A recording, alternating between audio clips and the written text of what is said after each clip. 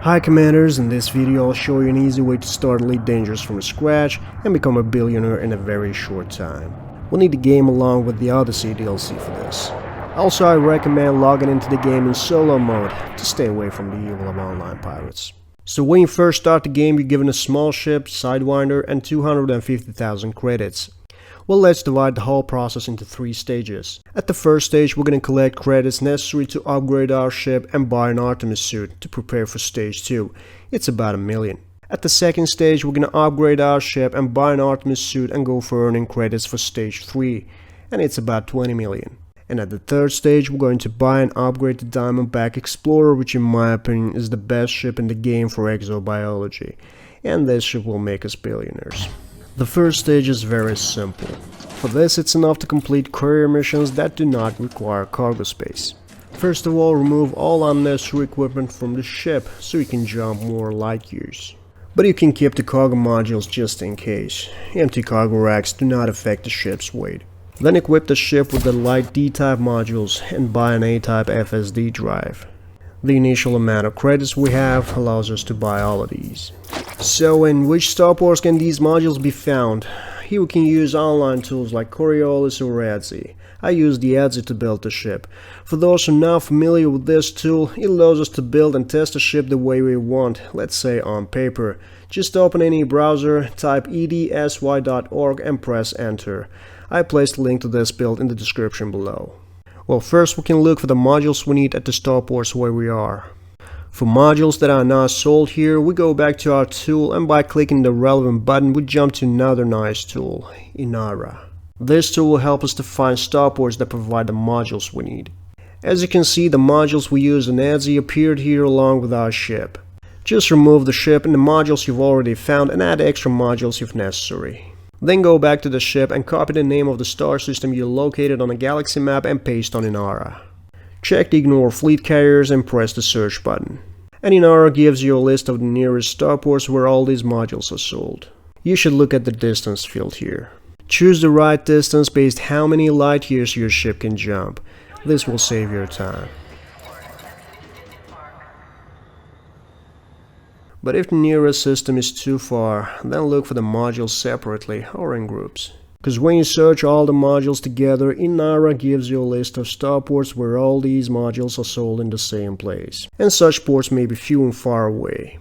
And also make sure that the systems you choose are not permit locked. Because as a new pilot, your access to those systems will be restricted until certain conditions are met.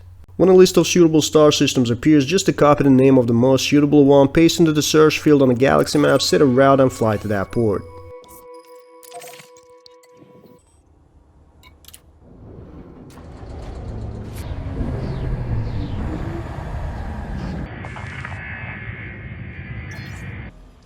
Then buy all your modules, install them, and after the ship is ready, start searching for courier missions at the nearest stations. Just jump to inhabited systems and fly to orbital ports, cause landing on planets takes longer. These types of missions can be found in many ports, and most likely in the port where you are as well. So you can start your search from the port you're located. Once you find the missions, collect them all. The maximum number of missions you can collect at once is 20, and this will be more than enough. There's no need to take any more, it's a waste of time. If the starport doesn't have enough missions of these types, don't be sad. Take all of the missions, deliver to the indicated starports, and look for missions at the same starports. Most likely they'll be there.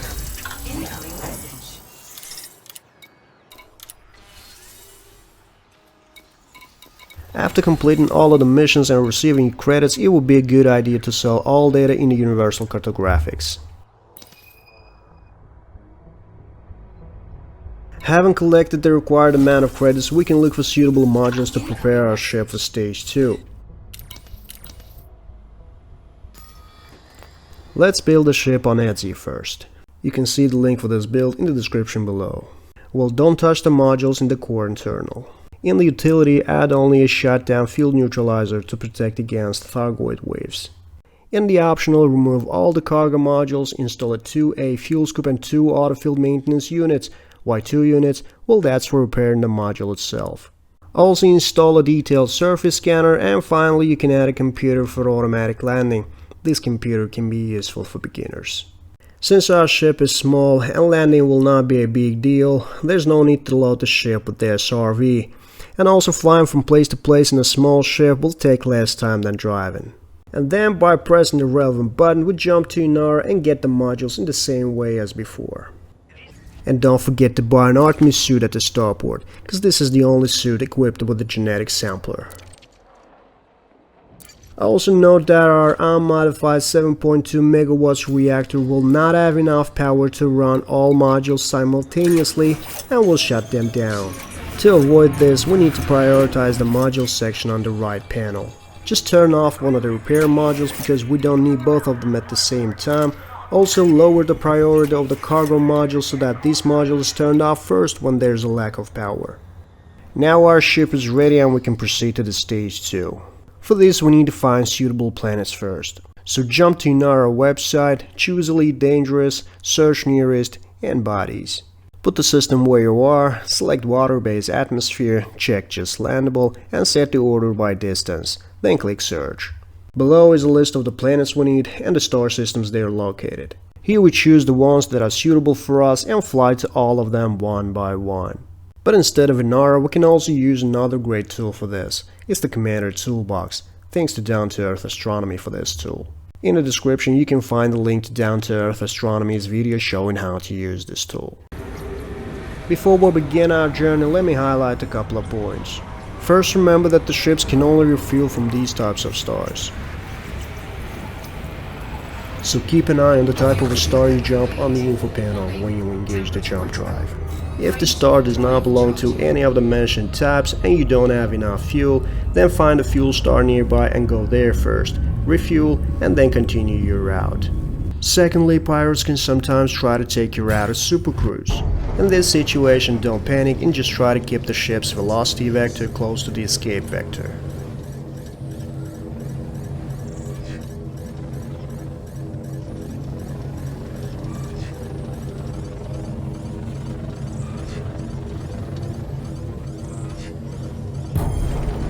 Once you reach the planet using indicated methods, scan it, land in the area you need, collect genetic data and go to the next planet.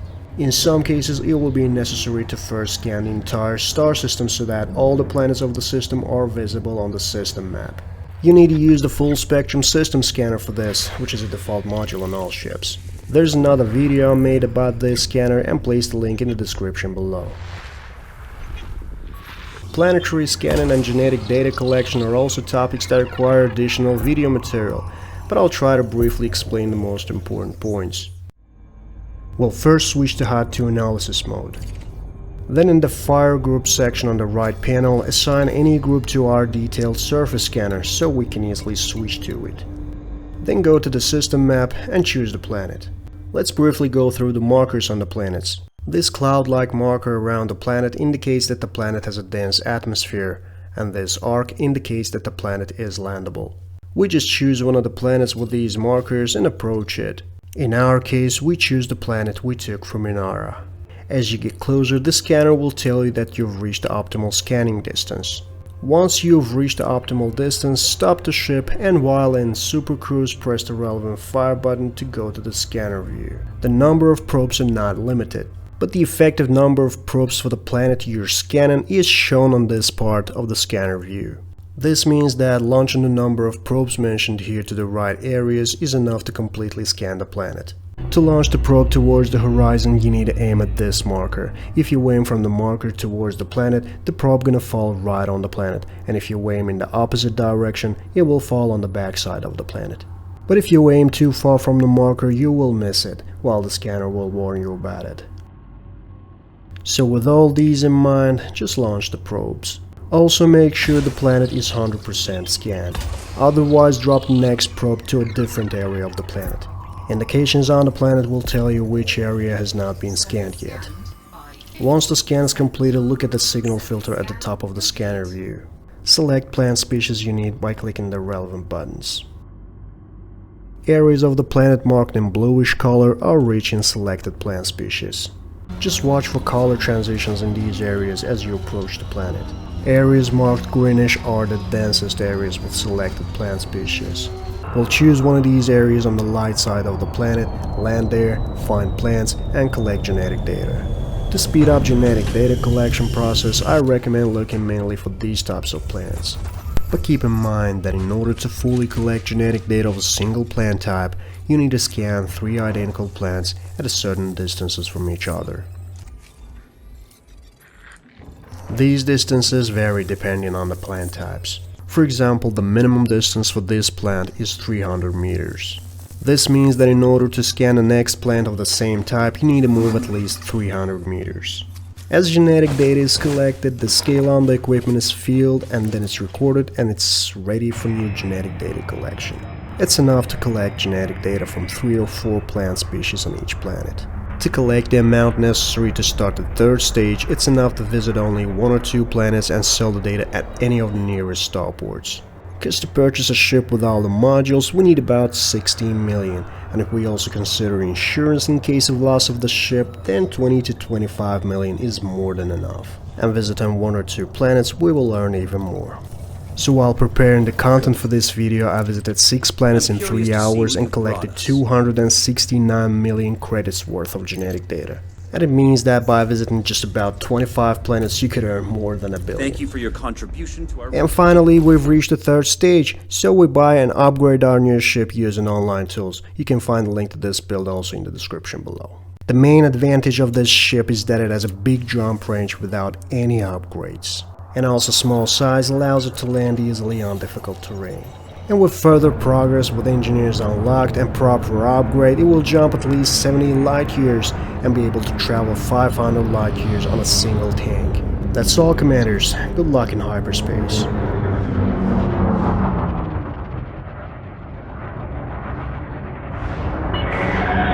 Please reduce your speed, Commander.